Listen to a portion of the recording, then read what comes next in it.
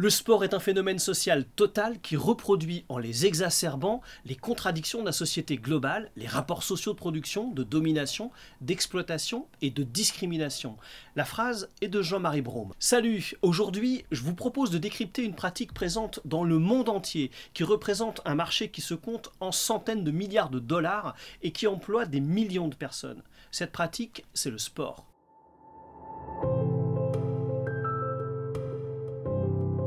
La sociologie du sport est une branche de la sociologie qui étudie les phénomènes sociaux associés au sport. Elle explore comment les pratiques sportives reflètent, mettent en scène, influencent ou contribuent à la transformation des structures sociales, des identités et des cultures.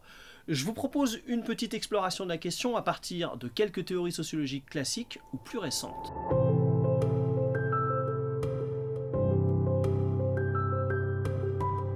Norbert Elias, dans son travail sur le processus de civilisation, envisage le sport comme un test de la civilisation qui reflète les normes, les valeurs et les conflits d'une société.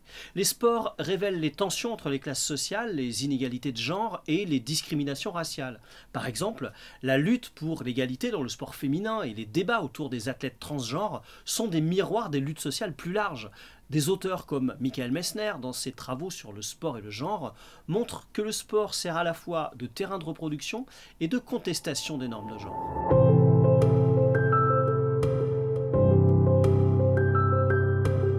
L'approche fonctionnaliste, telle qu'elle avait été initiée par Émile Durkheim, voit dans le sport un moyen de renforcer la cohésion sociale à travers des rituels collectifs qui rassemblent les individus. On a pu voir combien les grands événements sportifs, comme la Coupe du Monde de football ou les Jeux Olympiques, peuvent unir les nations sous une identité commune.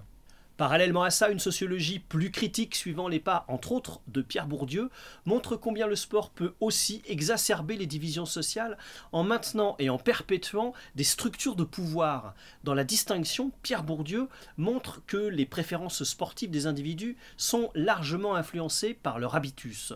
Les sports pratiqués par les classes supérieures mobilisent un capital économique et culturel spécifique que la pratique sportive contribue en retour à renforcer et à confirmer. En clair, certains sports coûtent cher, favorisent un entre-soi qui permet d'entretenir des réseaux de relations que l'on peut mobiliser pour accroître son capital économique.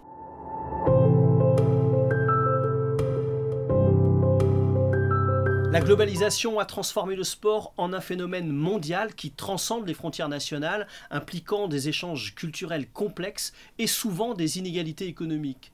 Joseph Maguire a exploré la manière dont les sports occidentaux ont été adoptés et adaptés dans certaines cultures à travers le monde, contribuant à modifier les identités locales et globales et favorisant une homogénéisation. Sur ce point, la commercialisation croissante du sport a été scrutée par des anthropologues ou des sociologues comme Georges Ritzer, qui applique sa théorie de la McDonaldisation au sport, critiquant à la fois la standardisation et l'efficacité au détriment de l'expérience humaine authentique. En bref, la sociologie du sport nous révèle que, loin d'être un simple divertissement ou une manifestation de la compétitivité humaine, le sport est un prisme à travers lequel les dynamiques sociales complexes sont exposées et souvent amplifiées.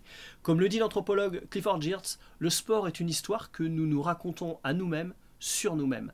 C'est une narration qui renferme les aspirations, les conflits et les identités de notre société. À travers des événements mondiaux et des interactions locales, le sport forge des communautés tout en reflétant les divisions existantes. Il agit à la fois comme un ciment social et comme un révélateur des disparités.